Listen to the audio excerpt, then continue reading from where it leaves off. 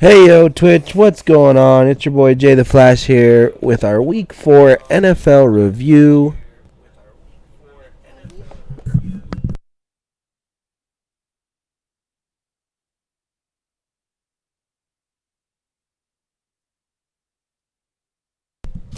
Sorry, I had some sound still on and didn't see that. Okay, we should be good now. No more echo. If you're not doing so, please hit that follow button. Turn those notifications to on so that you can join us for our live shows. If you watch this a little later on here on Twitch, again, just hit the follow button. And then if you see this a little later on YouTube, just hit the like and subscribe there as well. And then follow me on Instagram, Jay the Flash there. That way you can kind of see posted content and stuff like that. Things looking good. Just double checking, making sure the screen's looking good. No, we're doing too well. Okay, we're trying a new setup today. We're using the Twitch Studios instead of OBS to kind of see how it's going. We're gonna run a little bit slower and stuff just because, again, my laptop's not the best qualities, at least. So we're trying something until we can get upgraded for sure. This might be the better option than the OBS, though, right now. It's a little bit user-friendlier, especially for newer streamers. So I highly recommend if you're starting out to use Twitch Studios. And then, just keep messing around with OBS if you want to get that full customization going. Just going to move these real quick. There we go. That's better. Okay. So let's get going. We're going to dive right into this with the Week 4. We got JJ here with us as well. So we're going to start with the Thursday Night Football game. Lions 34, Packers 20. I think this game is definitely shows that the Lions are going to win the North this year. They'll probably be the 3 seed going into the NFC playoffs. Again, looking really solid. Another great defense performance by them. And the offense looking really steady. The big question is going to be how many times can that defense be consistent throughout the year, because we've seen it already a couple times where they're a little inconsistent and the offense has to do a little bit more. But overall, it was a full team effort today, or on Thursday for them. So great pickup win. For the Packers, not a loss to be ashamed of, a loss for them to learn. Do things a little bit differently. Jordan Love was struggling a little bit. Their defense definitely struggled at times to stop big plays. So just a lot for them to learn from. I still think they'll finish second in this division either way, which I think for a lot of people was higher than we expected. Kind of going into this season, I think we all thought they might even be fourth. So they might even still be. They're definitely still in the playoff hunt as of now, but I think they'll be playoff contenders at the end of the year too. So great win for the Packs. Let's go to the London game. And we're going to talk about the Toy Story version of it because that's what I watched along with my son on Sunday morning. We got up bright and early and turned that on and was watching that. Jags 23, Falcons 7. Really cool concept. I think a lot of, from what I've seen some posts from, I mean, there was definitely a lot of glitches throughout it and some hiccups, but that is what to be expected with a first-time thing like that where they're having to kind of animate that live. Was really cool, though, like, I did get, when the first interception happened, that was pretty cool to see in that version. I do think it was a little campy at times, but that's how it was supposed to be. It was meant for mainly kids, to try to get them a little interested in football. But really great. The Jags defense performed well. The offense did what it needed to do. I think the Jags still need a lot more things to figure out, but a solid performance in London. They'll be there again this week. Really good win for them. For the Falcons, it definitely showed that Ritter's not possibly ready to be that quarterback just yet. The 2 picks back-to-back basically sealed the game. Bijan's still looking like he's going to probably be the offensive rookie of the year, in my opinion. Huh? Yeah, I turned it down. It's too loud. If you want to go watch it, you got to go watch it in Mom and Dad's room.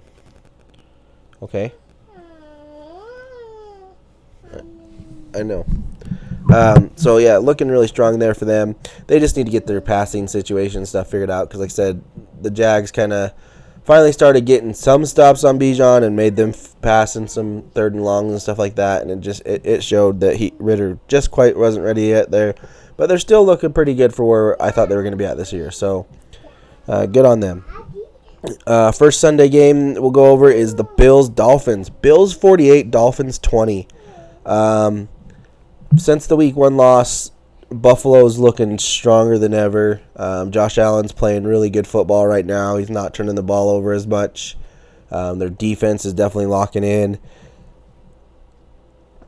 They might right now be the number 1 team in the AFC. We'll go over that in the power rankings, but I think right now we can probably safely say they're the number 1 team in the AFC with that win.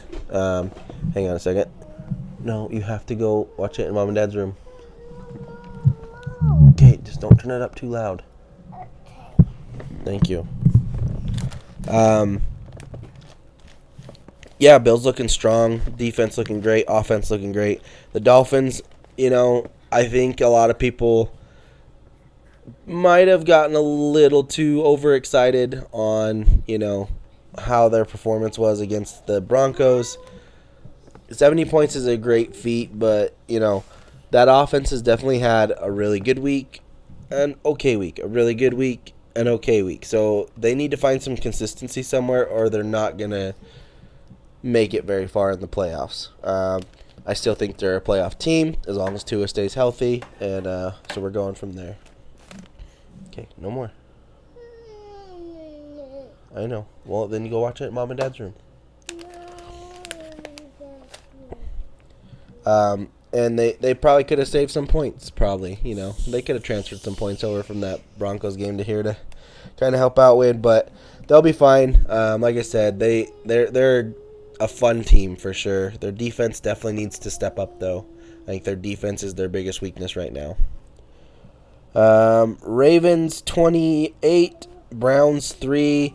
No Deshaun Watson in this game, and I don't think a lot of us want to admit that, but without Deshaun Watson, the Browns probably aren't that good. So the defense did the best it could to keep up, but they were on the field a lot.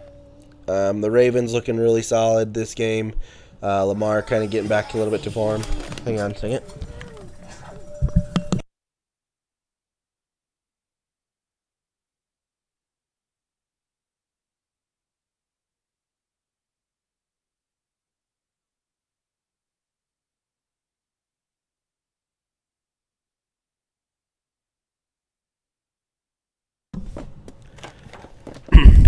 Yeah, Ravens looking pretty solid. Lamar looking back in some good form. The Browns and Ravens will fight for the win in this division, 100%. So we'll see what happens in the second game between the two, and with Deshaun there, how that goes. Broncos 31, Bears 28. The battle for last place, in my opinion, in the NFL. Broncos picking up a win. It was ugly. The Bears, honestly, at the first half looked like, okay, maybe they don't want to be in last place. And then the second half happened. I don't know. Both teams may need to make some decisions sooner than later, I think. At times, Justin Fields looking like could be one of the best quarterbacks in the league. Then, starts to making turnovers. That's a young quarterback. That's what happens. I also think, son, you turn the camera.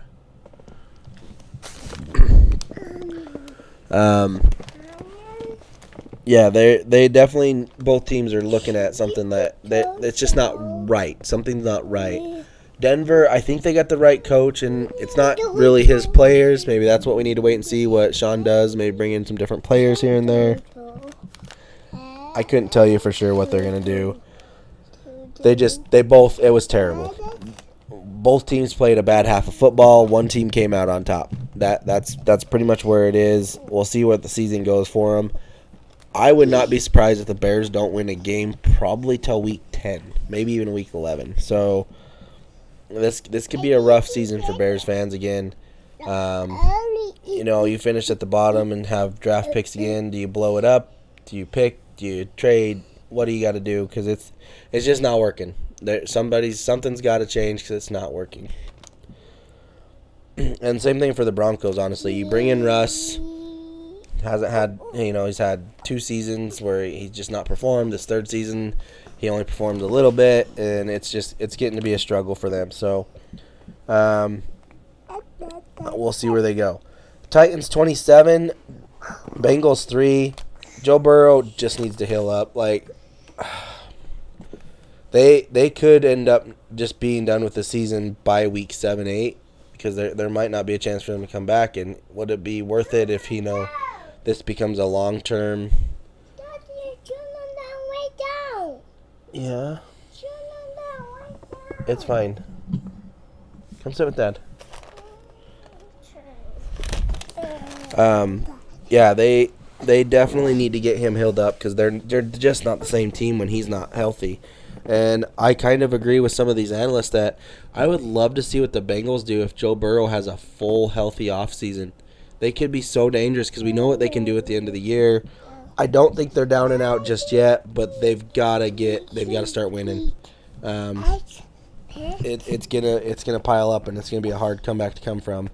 They're basically at the point now, if they lose 2 to 3 more games, they're gonna have to win out through the season, and that's gonna be tough. Titans, Derrick Henry was looking pretty good yesterday. That's about all you can say. Sunday, not even yesterday. Okay, hey. Chill. The Titans are still. I don't think I think that what they have currently built will never win them a Super Bowl, so they need to start rethinking and go in a different direction. We'll see how this offseason goes for them. I don't think they'll make the playoffs either. I think they'll get pushed out of the playoffs. There's just too many other good teams in their division. But yeah, for the Bengals, just get Joe healed up, and let's see what you can do once he's healed. Rams 29, Colts 23. I think 2 playoff teams that are super fun to watch. Really good game. Anthony Richardson balling out. The Colts fan base seems to have life again. They may have lost, but it was a really solid game by him and by a lot of his team. The Rams are a sneaky team. I think you get them in the playoffs, they could do a run. 100%. The defense isn't the same. The offensive line does have a little bit of injuries that they need to work out, but Matt Stafford's balling out pretty good, and Puka he's going off. And they don't even have Cooper Kupp back. He's, I think, week 5, week 6. So, you pair those two up, who are you going to guard? So the Rams could be a very sneaky team in the NFC. It's their defense, I think, that needs a little shoring up still. The defense is a little bit old, so there's that. But really good game and a fun one to watch, and these 2 playoff teams were really fun to watch. Put on a great show for everybody. Bucks 26, Saints 9. Baker's balling again, and I think he's feeling a little resurgence, and a lot of it could be, hey, please, can you be shush? Thank you. The pressure's off kind of now. He's not, the number 1 overall pick that's here to save Cleveland, and he's just playing football there in Tampa, and they're kind of letting him do his thing, and I think it's a smart move by Tampa because they honestly had no expectations going into this season, after losing Brady and stuff like that. So, I think it's a smart move on them, and they're probably the best team in their division right now when you look at it. The Saints, the Derek Carr shoulder is seeming to hurt him a little bit more than I think they expected. I still think their offense isn't clicking 100% yet. They haven't played a full solid game on offense. That defense is still pretty solid, but, you got to get some points from your offense. Trust me, as a Cowboys fan, your offense has got to help your defense sometimes, even if you have an elite one. Eagles 34, Commanders 31. That was a really hard-fought game by the Commanders. They were definitely not going away. They actually held the lead for majority of the game. The Eagles are still getting wins. I will put them as the number 2 team in the NFC right now. They're undefeated. So, but they're not winning pretty yet. I still think there's some areas of improvement. I do think there's some weaknesses that Dallas can definitely exploit. Um, so I'm not scared of the Eagles 100%. Like, I don't think Jalen's playing as well as he did last season. He played better this game. This was definitely his best passing game. Um, but the Commanders kind of stuffed the run a little bit and made him do that. So we'll see how it goes. There was also some mistakes there late by the Commanders that I think gave the Eagles the win. I think Ron Rivera should have went for two. I don't understand why you don't go for two in that situation. Early in the season, that's the time to do it. Get your team the win there, get some excitement going, and not struggle. So maybe he saw something different. Went to overtime. Eagles got the field goal kick to win the game. So again, I'm not a coach by any means, but I think I would have went for it on two on there. So all right, we got Vikings 21, Panthers 3. Young team loses to a veteran team. That's basically where I'd put that there. The Panthers are not looking terrible. They're a young, very young team. I think you need to give them another year or two, and they'll be. I think these are the Panthers are the Texans last year. They're gonna play hard. They're gonna lose games, but they're learning as they go, and I like to see where they're at. I like to see Bryce Young take a couple more steps forward in the next couple weeks in playing. We'll see how that goes. For the Vikings, though, like Kirk Cousins finally doesn't really play a hard game and they win, or a great game and they win. So I don't know where the Vikings are still at. With this win, they're still technically, considered to be in the playoff hunt. So there's no time to blow up just yet, but it could be getting close. So, Texans 30, Steelers 6. Young teams beats, not necessarily a veteran team because the Steelers are a fairly young team too. They're kind of more of a mid. But I think, the Texans right now are looking to be the draft gurus this year. They traded up to get C.J. Stroud. He's balling out. He could put Bijan Robinson. He's kind of putting Bijan on notice like, hey, I'm going for that offensive rookie of the year too. He's playing really well, and he's kind of breaking the Ohio State quarterback curse that's kind of been, these Ohio State quarterbacks, they look great in college, they get to the NFL, and it's a struggle for them. But he's playing very well, and I said this kind of last year.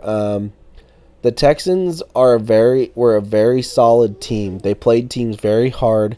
They lost some close games. They were young. They got older, another year under their belts on that defense.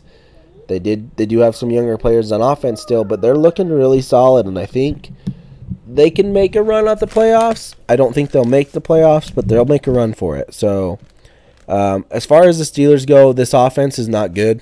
I think a lot of people are kind of calling for a change of offensive coordinator there. Might be happening. We don't know. Kind of Tomlin in his press conference hinted at it a little bit, but they got to do something different. They're not doing well on offense enough to win games. So, and it's forcing the defense to kind of struggle. When you have T.J. Watt, your defense shouldn't struggle. Let's see here. Chargers 24, Raiders 17. The Raiders were on a backup quarterback, and they still kind of had a chance. I don't understand the Chargers. The Chargers should be better than they are. They have probably one of the best offenses in all of football. They got one of the better offensive minds in football, Kellen Moore. Their defense is a solid defense. It's not elite, but it's solid. It shouldn't be like this. And I really do think it just comes down to head coaching and some of the calls he's making, or his player intercepts a ball, and I think he got overly excited, but the way his hand gestured, it made it seem like he wanted the player to go down instead of run it back for the pick six, so he does go down. I don't know. It's weird stuff that I think it's not going to make it work for the Chargers. I think if they get to the playoffs this year and lose again first round, or if they get knocked out before the playoffs even start, I think there's a head coaching change coming to the Chargers. So, Raiders, look, I think you tried the Josh McDaniel experiment yet again, as other teams have. Hasn't worked out for you. He's not a head coach. I'm sorry. I'm not a Josh McDaniels fan.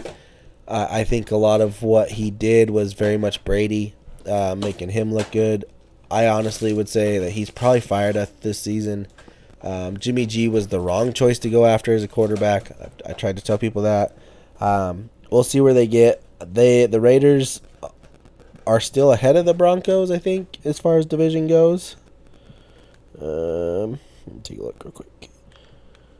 Yeah, they're still ahead, but not only because of certain circumstances. So, yeah, I'm not sold on the Raiders. I don't see them making the playoffs, and a good chance they got to blow everything up and rebuild. So, we're gonna skip that one. We'll save it for last.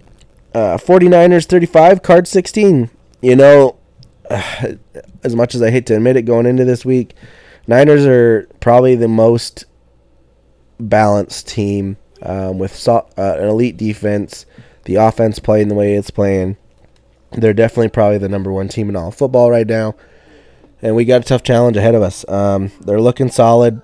I do see a few kinks in their armor. I think the usage of Christian McCaffrey is gonna. We'll see where it goes. He 100% could get a little injury, and that would not be good. So, we'll see where it happens. Like I said, that's kind of what happened to him in Carolina, and they used him a lot this game. The Cardinals are kind of scary to some teams. They are not playing like I think a lot of people expected them to be. A lot of people said from the get-go this season they are going for last place in Caleb Williams, which I was thinking the same thing. But then, in your head you go, well, they got Kyler Murray, and they say Kyler Murray's their guy. Why would they go after another quarterback? So I think 100% they are playing their hardest football to try to win games, and they've won one.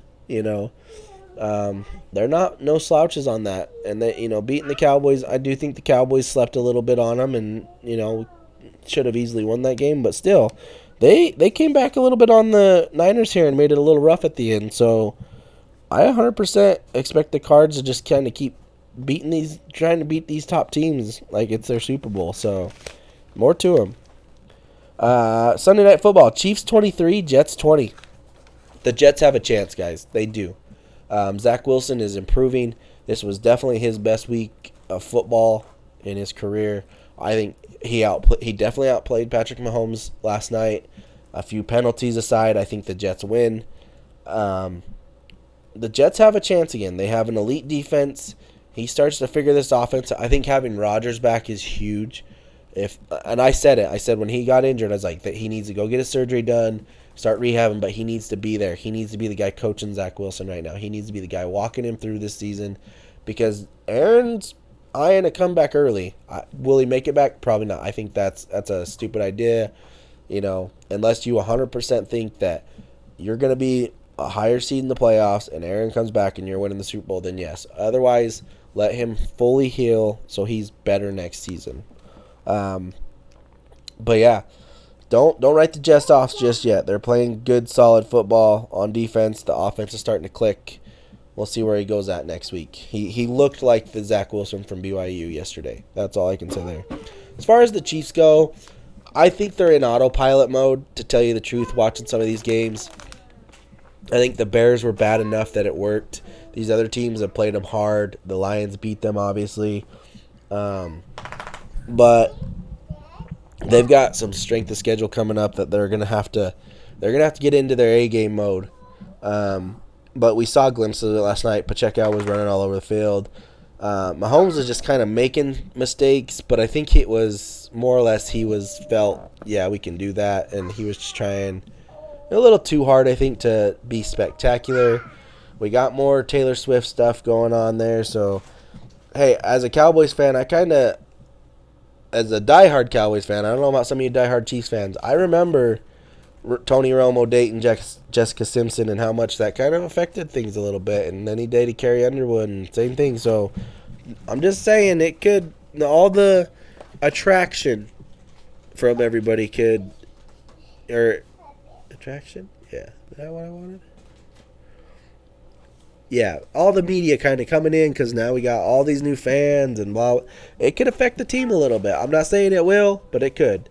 100% though, they're still the Chiefs. They're still the defending champs. They're looking solid. They're not. There's nothing wrong with them. I think they're playing in autopilot mode. I really do. Monday Night Football: Seahawks 24, Giants 3. I think the Giants are regretting their decision this offseason.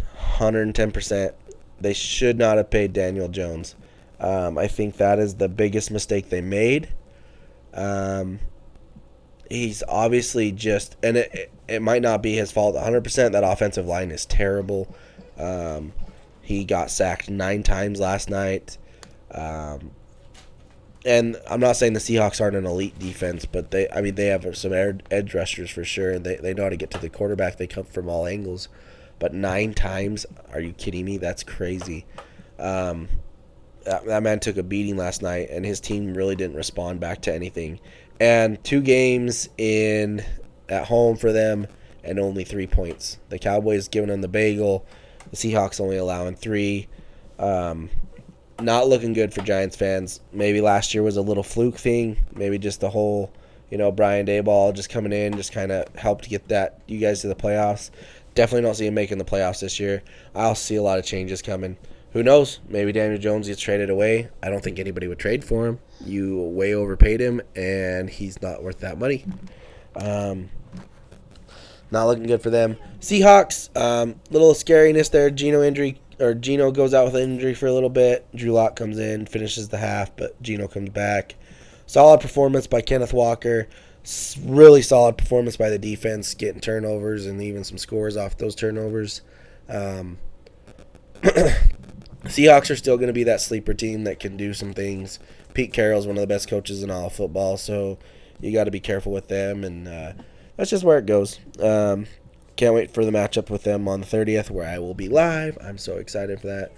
Starting to count down, 2 months to go before I go to Dallas and get to watch a Dallas Cowboys game live. I'm so excited. And speaking about them Cowboys, how about them Cowboys? 38, Pats 3, giving Bill Belichick his worst loss in Patriots history. That's awesome. I do think 100% Bill is probably retiring after this year. If you did not see some of his facial expressions on the sidelines, I highly recommend you go and find them on YouTube because they are hilarious. Defense got back. There was a little struggles there at the beginning, and I think that fired somebody up, and it just became time to go into defense mode. And it really wasn't Micah 100%. I think, these teams are really focusing on Micah so much that it is time for these other guys to make plays. And Fowler, Van Der Esch, and Bland were those 3 guys. Fowler with the strip sack, Leighton being right. Leighton was filling holes a lot better this week, and he needs to do that because that's exactly what's going to happen in San Francisco. He's got to meet McCaffrey at the line. 100%. He's got to be meeting McCaffrey at the line every play. And, the defense looks solid. Deron Bland was looking like Trayvon Diggs from 3 years ago, which is good. I think he needed this kind of confidence game to be like, hey, dude, you're the number 2 corner now. Like, Stefon's getting the lockdowns. You've got to be ready because it's coming. They're coming after you. They're going to test you. And I think he stepped up very well. Now, granted, it is against the Pats and Mac Jones with not a really spectacular offense. I understand that. But they haven't played terrible. They pushed the Eagles. They pushed the Dolphins. Like, they're not – they beat the Jets. They're not a terrible team. Their defense definitely losing those 2. I still think we were going to put up a lot, even when those 2 didn't stay in on the with Judon and Gonzalez going out. But we're still having some off the red zone struggles a little bit. We need to get those locked in. We can't beat the Niners or the Eagles without getting that red zone thing figured out. We did get 1 touchdown in the red zone. The CeeDee Lamb technically was outside the red zone, but I think it was close enough. So maybe 2 red zone trips. I would, though, however, Mike, I would like to see some more big plays coming out of this West Coast offense, some more down the field stuff, just a little bit. I get it, the West Coast is meant to be zigzags and quick shots, but we got to break the cap off some to give a little bit more room underneath for those crossing routes and stuff like that. So I think Michael Gallup's really hurting for one. I think it's time to go deep to Gallup and do it there. Yeah, a second. Dumb brother. I'll call him back in a minute. Yeah, so I'd love to see the ball get popped off just a little bit more on offense. Let Dak's arm do some things. Let Dak build some confidence. He's doing great. No turnovers so far. That's great for the season. One interception so far, but way better than where we were at last year with that. So I'm okay with that. One interception. It came in a bad time in the Arizona game, but you know, he's playing decent ball. He's controlling the game. We really haven't seen a big game yet for Tony Pollard yet. I think hopefully the Niners game is where he pops off. I would love to see that because Tony really hasn't had a huge game this season yet. And, you know, coming off that injury is probably one of the reasons. I mean, we got a great running back core anyways. I'm not super worried about it. I'm just saying we need Tony to have kind of that blowout game here soon and just run the ball up and down the field all day. Again, defense kind of looking strong. I'd like to see Micah just really go berserk in this game because I think that's the way to beat the Niners is just make Brock Purdy under pressure all day. Leighton needs to step up 100%. I think these safeties are going to be very key in the game against the Niners. Definitely super excited for that. I'm doing a little party Sunday, having some family and some friends over. I got a friend that's a Niners fan that she's going to be coming. So we've been trashed. We work together there at the meat department there at Brolam's, and we got trash talk going on all week. So super excited for that. Sunday Night Football. Maybe I'll do some live reactions to it. I'm not 100% sure, but we'll go ahead and wrap up with some standings real quick. So AFC East, it goes Bills, Miami, New England, and then the Jets. The North is Baltimore, Pittsburgh, Cleveland, Cincinnati. West is KC, Chargers, Vegas, and then Denver. South, Indianapolis, Houston, Jacksonville, Tennessee. That South division is all 2-2. Sorry. Very interesting to see where that division goes. I think Jacksonville will eventually come out on top, but it's a fun division to watch. I think Tennessee is actually going to finish at the bottom, sadly, but really great division. For the NFC, in the South, it's Tampa Bay, Atlanta, New Orleans, Carolina. West, San Francisco, Seattle, Los Angeles, and then Arizona. The North, Detroit, Green Bay, Minnesota, Chicago. And then the NFC East, Philadelphia, Dallas, Washington, and New York Giants. As far as my power rankings go for this week, so I got San Francisco at 1. 100% they deserve that. They're playing solid football on both sides. There really hasn't been any struggle on either side for them. They've gotten really solid wins. They're going into their biggest test, I think, of the year now with us, and same with us. So it's going to be an interesting game to see who's going to measure up where. I'm going to put Buffalo at 2. Buffalo's had 3 solid weeks of football, scoring a lot of points and not letting any other opponent score. So Buffalo is definitely at 2 right now, and like I said, the best team in the AFC. Philadelphia in at 3. 4-0. You got to put them right there. I do think the way Buffalo's winning is better than what they've been performing, so that's why I put them a little bit ahead of Philadelphia. But that's where it's at. I'm going to go Dallas at 4. Again, I know coming off the loss against the Cardinals, that's a hard thing to do, and I'm probably being a homer on it, but I think the way they've won their 3 games is a little bit more impressive than the teams that I'm going to put below them. And I think we're coming back in this, again, the test against San Francisco. We beat San Francisco. I think we catapult maybe even to, I don't know, all the way up to 1, depending on what Philadelphia does and what Buffalo does, but it's going to definitely boost us. Kansas City and Miami I kind of have tied at 5. Again, Miami's offense has done 2 great weeks of football and 2 mediocre weeks of football, so kind of puts them there. KC's playing, KC football. They're always going to be up in that top 5 as long as they're winning. Teams kind of looking right there. Detroit looking solid right there. followed by Tampa Bay and Baltimore. I'd say those two are on the outside looking in, but they're creeping up. So, yeah, definitely a solid week of football there. Really a lot of good games. Like I said, the Toy Story thing was cool. Hope they do more of that in the future. And yeah, looking forward to this week 4. I think we finally start getting into the buys and stuff too. So teams getting healed up and stuff like that. So some teams will be missing from next week's review, but yeah, hopefully, like I said, we're going in Sunday, and I'm being very optimistic. I'm not gonna be overly aggressive, and this is our year again type thing. We beat down the Patriots that aren't, I don't think, finishing in the top of their division. We've got to take these Niners down. It is 100%. This is I don't think it's a must-win for the 49ers. I think the 49ers can take a loss to be fine for the season. I think this is a must-win for Dallas to kind of finally just get some heat off from some of these commentators and some of this stuff. Again, it's part of being Dallas. You're always going to get that. So, again, I'm not sold 100% on the red zone stuff, but hopefully we good week of practice. I think Brandon Cook's outgoing speech after the game was amazing. I think he's got that. I think he's definitely bringing that veteran presence we need on this team to kind of keep us focused and on track. So definitely going to be they need a solid week of practice. I still hope somewhere down the line there's going to be a phone call to Denver for Patrick Surtain. And I know money-wise we probably can't afford him once Trayvon comes back, but we only need him this year. So we'll see what happens. I'd also like to try to get a backup offensive lineman that's decent if we can. I'm still not trusting all these injuries on the offensive line.